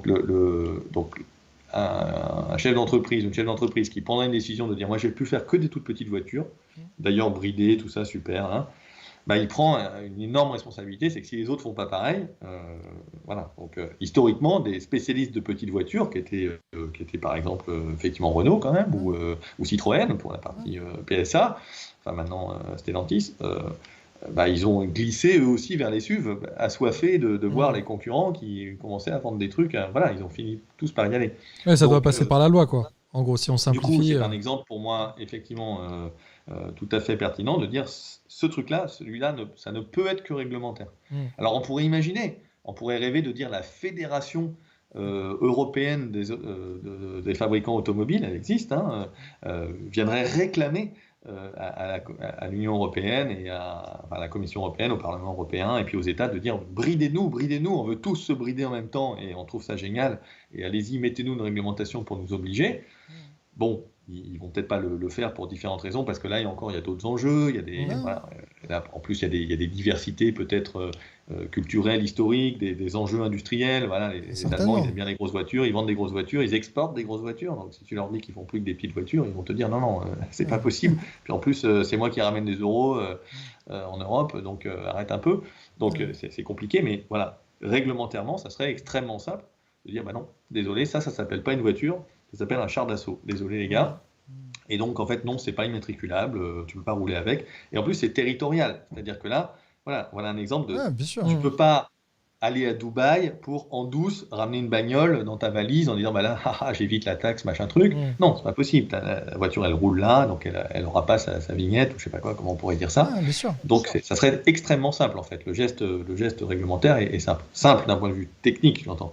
Enfin, mais évidemment complexe d'un point de vue des enjeux, des débats israéliens. Voilà.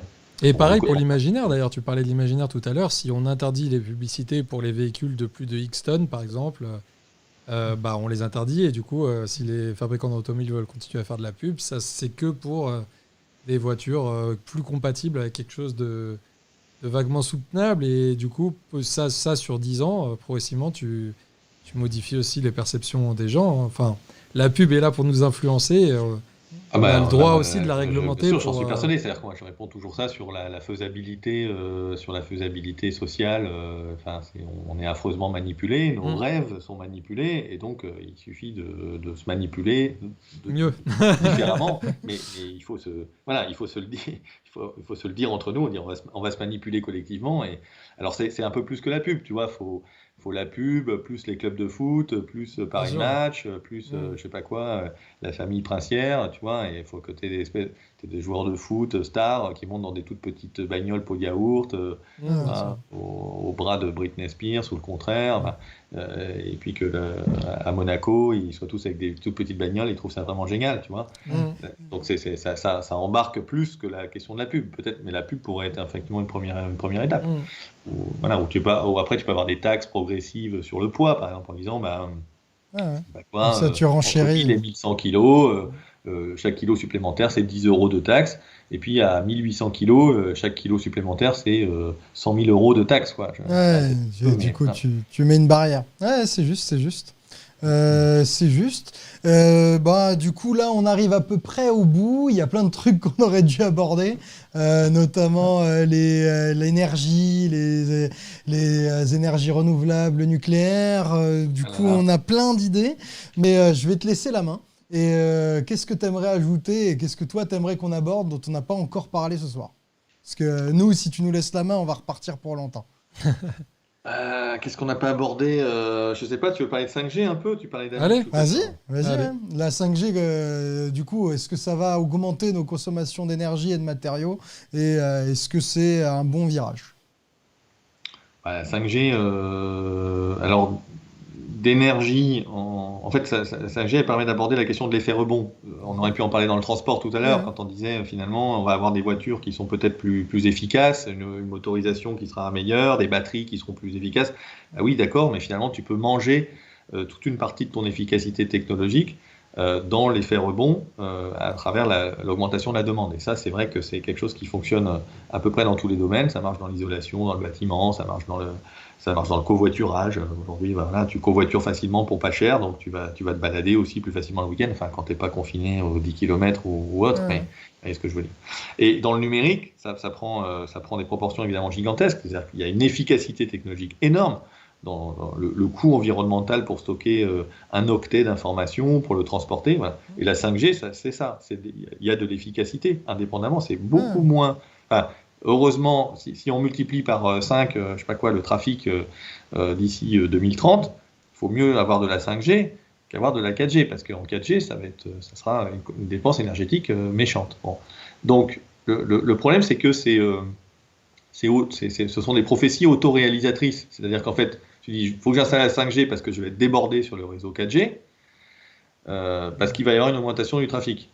Mais en fait, c'est la 5G arrivant, et c'est son efficacité technologique quelque part, et son prix et derrière, et tout ça, qui va faire que, en fait, effectivement, les usages vont se développer, et qu'effectivement, le besoin de data va augmenter. Donc, du coup, c'est un peu embêtant. Alors, on parlait d'économistes tout à l'heure, et comme Ouais. c'est proche de vos études, enfin, on pourrait parler de rapport coût-bénéfice. Hein. C'est-à-dire, finalement, on se dit, on va faire quelque chose.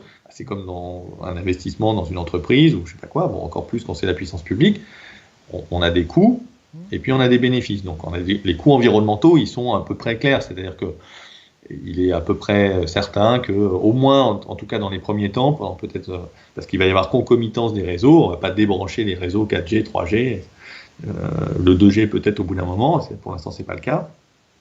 Donc on va empiler un réseau 5G, donc on va forcément consommer un peu plus, même certainement de manière significative, peut-être 30%, 40% de plus. Ça dépendra un peu des stratégies de déploiement des réseaux, c'est extrêmement complexe.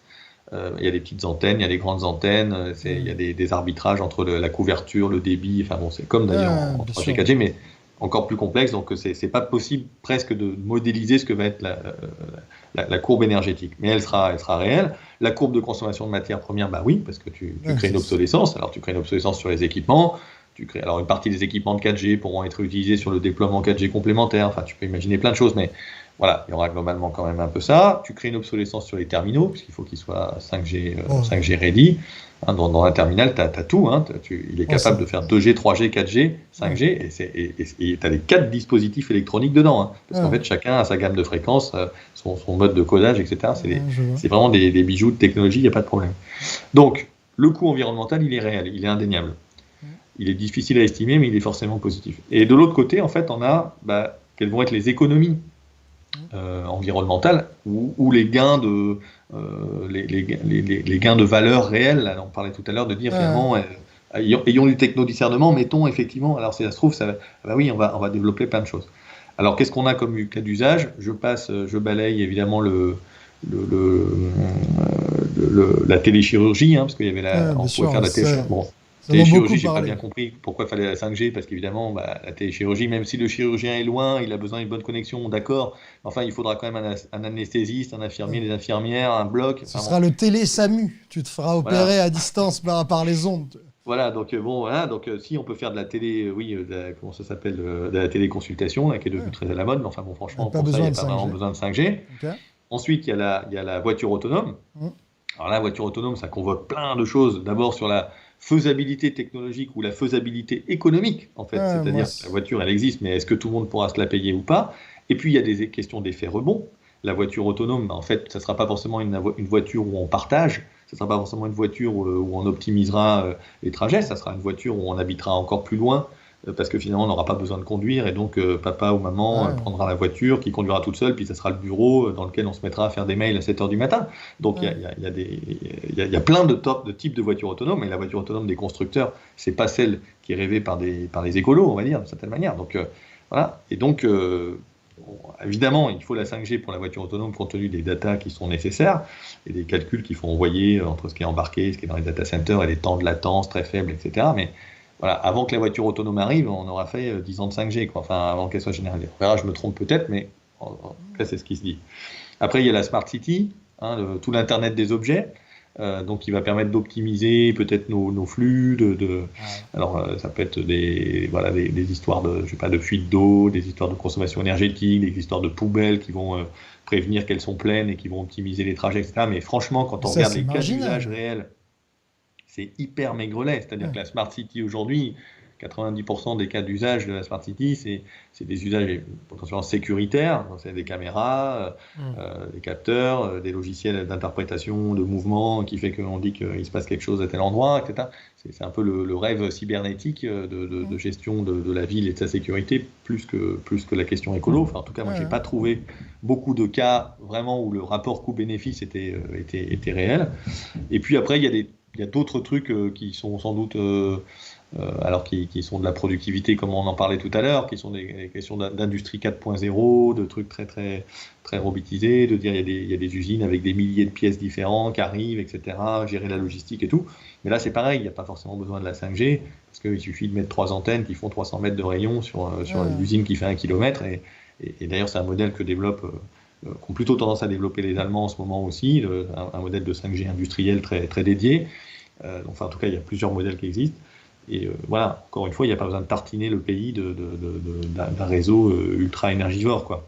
Okay. Donc voilà, donc après, il y a les questions sanitaires, tout ça, j'y plonge pas trop, parce que là, on rentre dans des trucs un peu qui sont très loin de mes spécialités pour le coup, mais juste sur la question purement environnementale, sur les cas d'usage, moi, je n'ai rien trouvé qui justifiait de développer de la 5G, à part le fait que le syndrome de la reine rouge, vous savez, c'est le fait que finalement, il faut courir, parce que courir, en fait, c'est rester sur place quand tous les autres courent. Donc, si je m'arrête de courir et que les autres continuent à courir, moi, je recule. Voilà. Et d'ailleurs, c'est vraiment c'est littéral. Hein, je veux dire, c'est Bruno Le Maire qui, en septembre, le même jour où Macron parlait des Amish devant un parterre de la Startup Nation, Bruno Le Maire, je ne sais plus sur quelle radio, disait moi je ne suis pas pour la France qui recule, il faut développer la 5G. Quoi. Donc c'est littéral, quoi. C'est vraiment la reine rouge. Et là encore, je n'ai pas vraiment compris en quoi on se vassaliserait en disant, enfin, à part quelques poncifs du type, les data, c'est les autoroutes du futur au XXIe siècle, donc les investisseurs, tout ça, ils ne vont pas venir s'il n'y a pas d'autoroute des data.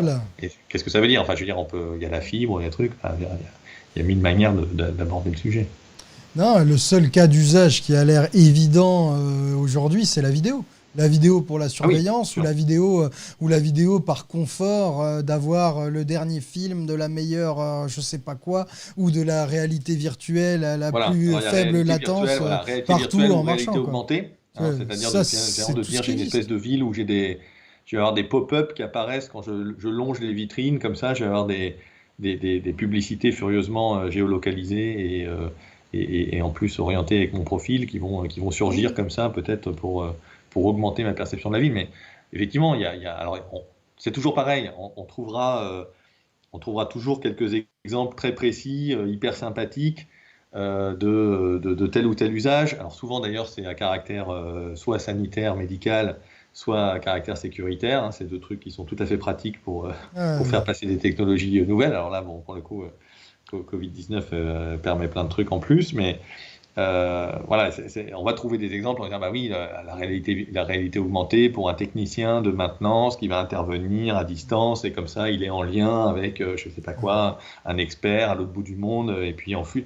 Il y a même des trucs, on commence à dire, il y a des gens qui disent ça va être bien parce que dans l'industrie, par exemple, il y a des gens qui travaillent en 3/8, vous savez, parce que voilà, quand vous avez une raffinerie, des usines qui tournent 24 heures sur 24, etc. Hein, bon, donc, et ben demain, peut-être, on pourrait imaginer qu'en fait, la maintenance soit faite à distance, avec voilà, et du coup, en jouant sur les décalages horaires, ça permettrait il n'y aurait plus besoin de travailler la nuit. Enfin, c'est le monde formidable, évidemment. C'est le bonheur était pour demain, voilà. C'est pour ça que j'ai appelé mon bouquin comme ça. C'est que le futur est toujours radieux, quoi. Le futur technologique des cornucopiens est toujours formidable. Ça va être le mot de la fin. Je vais parce qu'on arrive un peu au bout de notre heure et demie. On essaie de garder ce format-là. Du coup, je voulais d'abord te remercier pour cet échange et tout ce que tu nous as dit ce soir. J'aimerais aussi remercier tout le monde qui nous a suivis. N'hésitez pas à partager l'entretien, à en parler autour de vous, parce que je pense qu'il y a plein de choses à apprendre et que ça remet beaucoup de choses en perspective pour nos choix, les choix de société qu'on aura à faire dans les prochaines années. Et puis, je me permets de vous recommander quelques vidéos qu'on a faites sur Osons Comprendre. On a parlé du pic pétrolier, on a fait 3 vidéos dessus, on a parlé de la voiture électrique, on a fait plusieurs vidéos dessus. On a aussi parlé des enjeux d'énergie, de transition énergétique. On n'a pas eu le temps malheureusement d'aborder avec toi ce soir, mais peut-être une autre fois, mais c'est vrai que c'est un gros morceau de notre futur. On essaye de traiter aussi souvent, mais on aurait bien aimé aussi pouvoir en discuter avec toi. Bon, je suis toujours un peu verbeux, désolé. Mais ah non, de ouf. Non, mais c'est des sujets qui sont tellement riches et avec tellement de choses à dire que c'est normal qu'on n'ait pas le temps d'aborder tous les trucs qu'on met sur une feuille sous forme de questions. Forcément, quand on en discute et qu'on... du coup, ça dure du temps. On se garde les énergies. On se garde les énergies renouvelables et puis on va essayer de trouver un économiste pour voir ce qu'on peut faire sur les cotisations sociales pour rendre le recyclage et la consigne rentable économiquement. Voilà, du coup, je vous remercie beaucoup d'avoir suivi cet entretien. N'hésitez pas à le partager, n'hésitez pas à regarder notre travail et le travail de Philippe. Ses livres sont formidables, ses interventions aussi. Vous allez apprendre plein de trucs. Moi, je vous fais des gros bisous et je vous souhaite une très bonne soirée. À très vite. Bonne soirée à tous. Salut.